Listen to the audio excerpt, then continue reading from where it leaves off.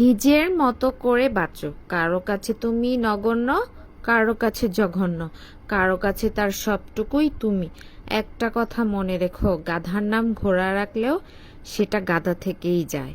কারোর জাজমেন্টে তোমার মূল্য একটুও কমবে না, কারণ আলোর ব্যাপারই তো সোনা চেনে না। তুমি ন্যাকা, তুমি বোকা, তুমি রাগী, তুমি অহংকারী, আসলে এর কোনোটাই তুমি নয়। তুমি তাদের কাছে সেই রকম যে রকমটা ডিজার্ভ করে। দিন শেষে তুমিই তুমি। একটু একটু ভালো, একটু একটু মন্দ, সবটুকু ভালো হতে গেলে দেখবে সবাই ভালো আছে তুমি ছাড়া। আসসালামু আলাইকুম, আপনারা সবাই কেমন আছেন? আশা করি ভালো আছেন। আমিও ভালো আছি আলহামদুলিল্লাহ। তো শুরুতে আমার মেয়ে ক্লে দিয়ে অনেক রকমের কিছু বানিয়ে ফেলেছে। আমাকে বলছে, আম্মু একটু ভিডিও করো, এটা তুমি দেখাও কেমন হয়েছে, আপনারা প্লিজ কমেন্ট করে বলবেন।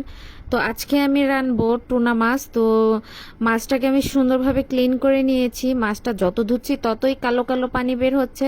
তারপরে বাটনার ভেতর এখানে জিরা, এলাচ, দারচিনি, 8-10টা কাঁচামরিচ, পেঁয়াজ, রসুন সব কিছু মশলাটাকে বাটনার ভিতরে সুন্দরভাবে পিষে নিচ্ছি। তো এই মাছটা আমি এর আগে কখনো খাইনি। তো মাছটা কেমন হবে রান্না করতে নিয়ে অনেক মনের ভিতরে অনেক রকমের যাচ্ছে যে কি মজা হবে কিনা, খেতে ভালো লাগবে কিনা। তো এর আগে আমি মাছটা কখনোই খাইনি। তো আপনারা যদি এই মাছটা আপনারা রান্না করে থাকেন তো আমাকে প্লিজ কমেন্ট করে জানাবেন তো আমার মাছ রান্নাটা কেমন হয়েছে, আর আপনারা কিভাবে রান্না করেন প্লিজ আমাকে একটু জানাবেন।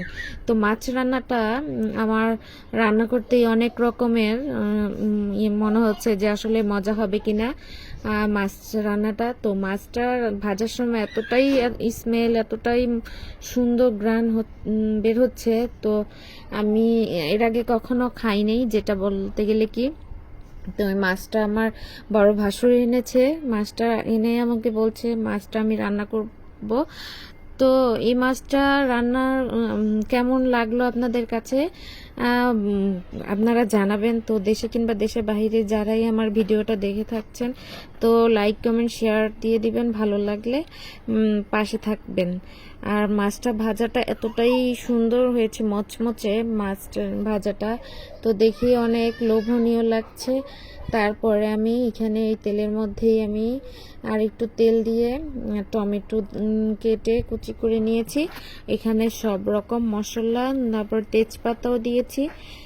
তো এখানে সব রকম মশলাটা দিয়ে তেলের মধ্যে ভেজে নিব। মশলাটা সুন্দরভাবে ভেজে নিচ্ছি সব কিছু দিয়ে। তো মশলাটা আগে তেলের মধ্যে ভেজে নিলে আর কি আলগা গন্ধটা থাকে না। দেন তারপর আমি এখানে পানি দিয়ে দেবো। পানি দিয়ে মশলাটাকে সুন্দরভাবে কষিয়ে নেব। মশলাটা তো কষাতে কষাতে যতক্ষণ পর্যন্ত তেলটা না বের হবে ততক্ষণ আমি ঝোল দিব না। তো আমি এখানে একটু পানি অ্যাড করে দিচ্ছি। পানি অ্যাড করে দিয়ে কিছুক্ষণ আমি ঢেকে রাখবো সিদ্ধ হওয়ার জন্য। তারপরে আমি মাছটা দিয়ে দিব। তো মাছটা তো আমি বেশি একটা ঝোল রাখবো না, মাছটা আমি ভুনা ভুনা করব। আসলে মাছটা বাড়ির সবাই খেয়ে বলছিল অনেক মজার হয়েছিল। আমিও তো কখনো খাইনি, তো আমি খেয়ে দেখলাম আসলেই মাছটা এতটাই মজা আর এতটাই ভালো লেগেছিল, গরুর মাংসকেও হার মানালো। তো আসলে টুনা মাছ যারা খেয়েছেন তারা তো জানেনি কেমন স্বাদ, আর আমি তো কখনো খাইনি। তাই আমি মাছটার এতটাই মজা প্রেমে পড়ে গিয়েছি, মাছটার এতটাই মজা লেগেছে আমার কাছে। তো আমার রান্নাটা কেমন লাগলো প্লিজ আপনারা কমেন্ট করে জানাবেন। ফাইনাল লুক, এই যে আমার মাছ রান্নাটা অনেক মজার হয়েছিল। তো এখানে রান্না করে তো আমার মেয়ে এখন বলছে ভাত খাবে। তো আমি এখন ভাত বাড়ছি, সাথে একটু মসুর ডাল চচ্চড়ি করেছিলাম জলপাই দিয়ে। তো এই যে ফাইনাল লুক, আজকের মতো এই পর্যন্তই। সবাই ভালো থাকবেন, সুস্থ থাকবেন, আল্লাহ হাফেজ।